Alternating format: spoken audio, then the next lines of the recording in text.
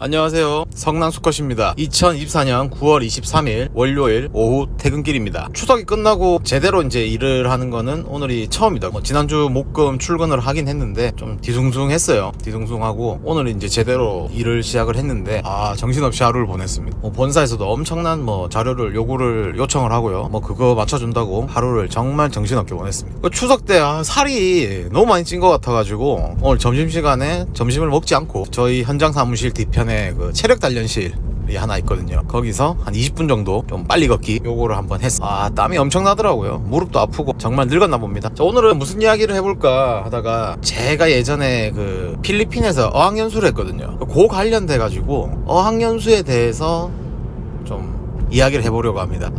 저희 같은 이제 보통 일반인들이죠. 영어하고는 그렇게 큰 상관이 없는 이런 사람들 어학연수를 어디로 가면 좋을까? 안 갈 수는 없어요. 이게 어떤 사회생활을 시작하려면 영어 회화가 어느 정도 기본적인 어느 정도의 수준은 갖춰야 되기 때문에 어학연수를 가서 아무래도 어학연수를 다녀오면 영어 회화에 대한 기술 실력도 늘지만 일단 자신감 자체가 달라요. 한국에서만 해가지고는 쉽지 않은 것 같아요. 제가 아시는 분은 아시겠지만 제가 카자흐스탄에서 그 도로공사 현장에 한 3년 4년 정도 근무를 했었거든요. 거기서는 한국말을 쓸 수가 없다, 그죠? 거기 모국어는 러시아어입니다. 러시아어랑 그 카자흐어 이렇게 있는데, 근데 저희가 러시아어나 카자흐어를 쓸 수는 없고 그나마 쓸 수 있는 게 영어인데, 그러면 그 나라에서 이제 영러 통역을 구하는 거죠. 그러면 제가 영어로 말하면 통역하는 분이 러시아로 말하고, 또 러시아로 들은 거는 그분이 통역해서 저한테 영어로 말씀을 해주시는데, 이런 거를 이제 보면은 그때도 영어로 한 3, 4년 지냈죠. 하는데 그렇게 고급 영어가 필요한 건 아니에요. 특히나 우리가 그 통역들하고 물론 술도 한잔 할 수 있지만 그렇다고 막 놀면서 어떤 일상적인 대화를 나누고 이런 거는 그게 크지 않거든요. 거의 업무적인 대화를, 비즈니스 커뮤니케이션이라고 하나요? 이런 거를 주로 하는데, 그런 걸 해보면 어떤 진짜 우리 어렸을 때 영어 공부할 때 1형식, 2형식 이런 거 있지 않습니까? 그런 어떤 문장의 어떤 구조만 몇 가지 외워가지고 단어만 바꾸면 돼요. 결국은 단어 싸움이거든요. 영어 회화를 이제 하다 보면은 처음에는 안 떨어진다, 그죠? 무슨 말을 해야 될지도 모르겠고, 그래서 어버버버버 하면서 단어 위주로 이야기를 하죠. 근데 한 두세 달만 하면은 기본적인 문장 구조를 이제 거의 자동으로 1, 2 이렇게 나오듯이 자동으로 된다, 그죠? 질문할 때, 대답할 때 그런 식이죠. 그런 거 몇 가지 외워가지고 자연스럽게 이제 습득을 해가지고 단어만 외우면 웬만한 외국에서 웬만한 대화는 다 가능합니다. 근데 이제 영어를 어떻게 전공으로 해서 외국계 기업이나, 외국계 기업이라는 게 이제 한국말을 하지 않고 정말 하루 종일 영어로 하는 그런 회사가 있거든요, 한국에도. 그런 회사 가는 게 아니고 일반적인 그냥 저 같은 사람이죠. 저 같은 사람은 굳이 어학연수를 미국이나 호주 이런데 갈 필요는 없는 것 같아요. 그때 이제 제가 대학교 이제 1학년을 마치고 군대를 다녀온다, 그죠? 그리고 복학 전까지 웬만한 남자들은 여유가 있다, 그죠? 기간적인 여유, 복학까지 3년 휴학을, 요즘은 좀 다른가요? 저희 때는 군생활이 2년에서 2년 반 사이에 그렇게 끝나다 보니까 이제 칼복학 하는 게 쉽지는 않았어요. 그래서 이제 제대하고 오면은 시간적인 여유가 있을 때 보통 이때 어학연수를 가죠. 그럼 저는 이제 그때 당시에 어떻게 고민을 했냐, 한 2, 3개월 정도 엄청 검색을 했던 것 같아요. 이리도 알아보고 저리도 알아보고, 그러면서 결국 결론이 미국, 뉴욕이죠. 뉴욕. 또 어학연수 하면 미국 간 다음 뉴욕이죠. 뉴욕. 그 다음에 두 번째가 호주, 시드니나 멜번 이런 데였거든요. 그리고 세 번째가 필리핀이었어요. 처음에 이제 그때 당시에는 사실 부모님한테 돈을 받아서 가야 되는 입장이다 보니까 이 금전적인 그런 부분을 무시할 수가 없다, 그죠? 그래서 이제 가성비를 따지게 되는 거죠. 그래서 그때 당시에 이 미국이나 호주 같은 경우에는 한 달에 200만 원 들었어요. 2006년도 기준입니다. 2006년도. 그때 제가 알아봤을 때 정말 아껴 쓰고, 그렇게 하면 수업료가 이제 한 달에 100만 원, 하루에 한 4시간 정도 돌렸던 것 같아요. 근데 한 클래스당 한 5명에서 10명 그 정도 되는 수업을 이제 하루에 4시간씩 주 5일 이런 식으로 했을 때 학원비가 한 100만 원 정도, 그 다음에 생활비가 한 100만 원, 이제 숙소도 홈스테이 같은 거 그런 거 하나 구하고, 그 다음에 밥 사 먹고 이런 거 하면은 아껴 쓰면 100만 원. 근데 이제 그때 알아봤을 때 주변에도 이야기 들어본 게, 생활비 100으로 미국이나 호주에서 숙소 더하기 식비를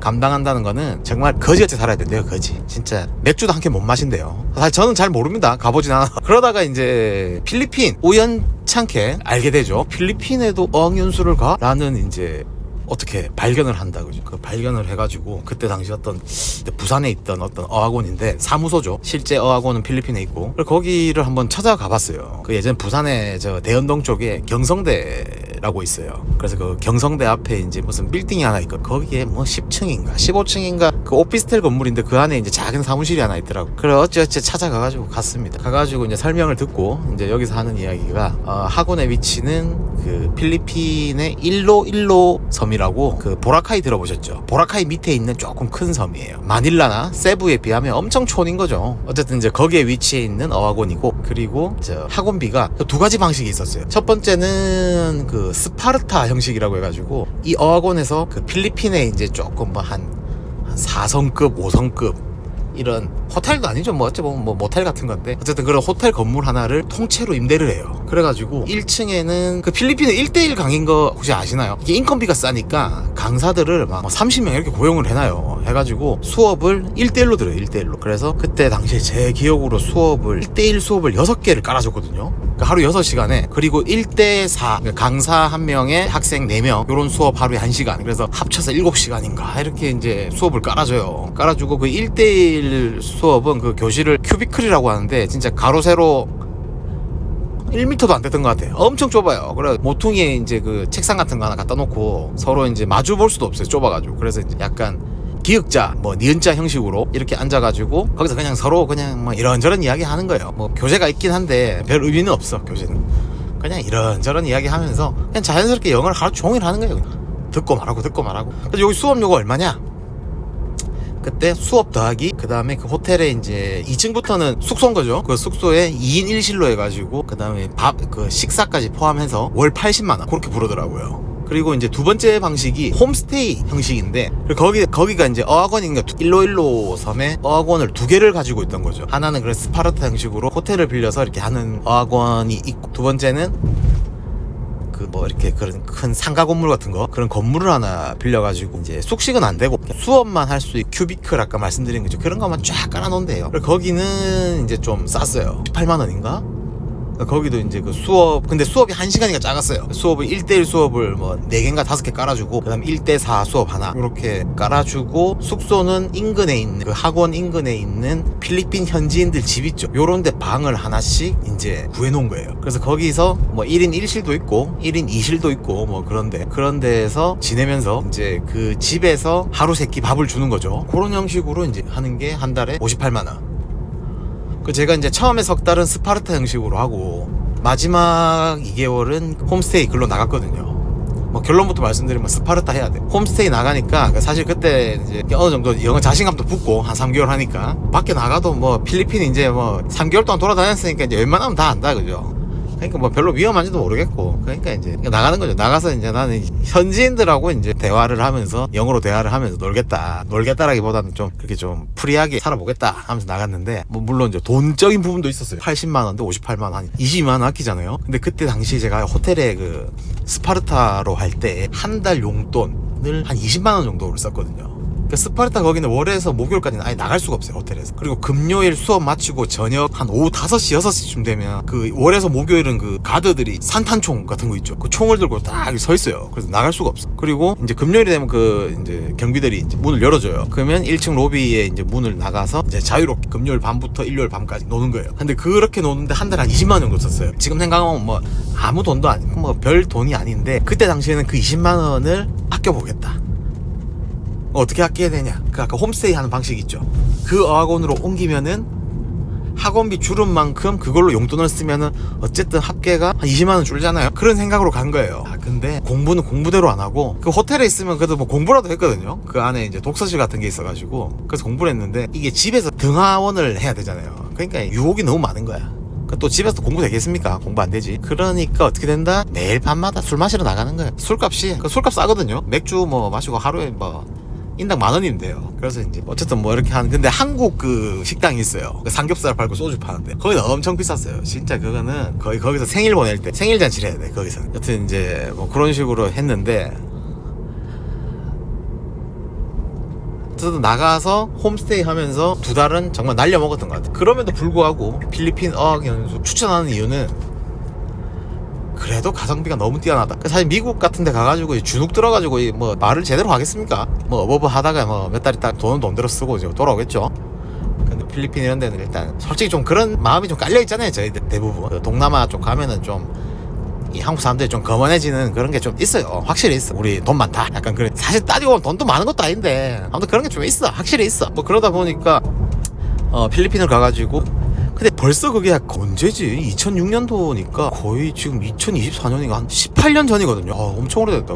18년 전인데 지금도 이런 시스템이 있는지는 모르겠는데 그 아까 스파르타 형식의 그 어학원 있죠. 그거는 정말 저는 강추합니다. 진짜 영어 실력도 엄청 올라가고 뭔가 이제 이 규칙적인 생활 그리고 타락하지 않는 삶 오로지 나는 영어를 위해서 왔다 막 이런 생각을 들 수밖에 없게 학습 분위기가 만들어지거든요. 그래서 혹시나 어학연수 생각이 있으신 분들 꼭 필리핀 그 스파르타 형식 정말 추천드립니다. 제가 그때 23살이었나? 네, 23살이었거든요 23살이었는데 그때 당시에 초등학생도 있었고요. 그 초등학생 한 명은 어떤 거냐면 자기 엄마랑 와 있어. 그래서 자기 엄마는 수업을 받지 않고 애 케어만 하는 거예요. 사실 필리핀이 좀 위험하잖아요. 그래가지고 애 케어만 하는 거예요. 애는 이제 계속 막 수업을 하루 종일 받는다 그죠.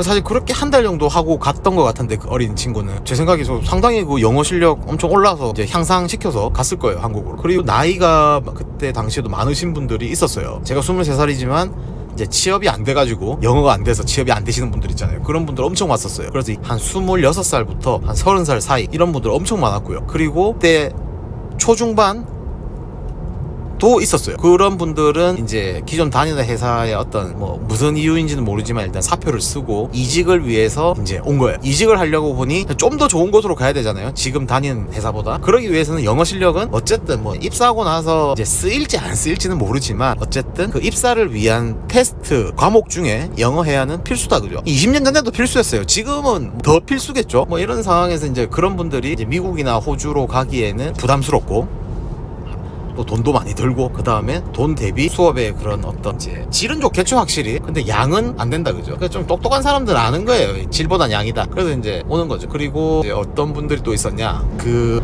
호주를 가야 돼 아니면 미국을 가야 돼. 근데 바로 가기에는 뭔가 이제 두려움이 있는 거예요. 나 영어 한마디도 못하는데.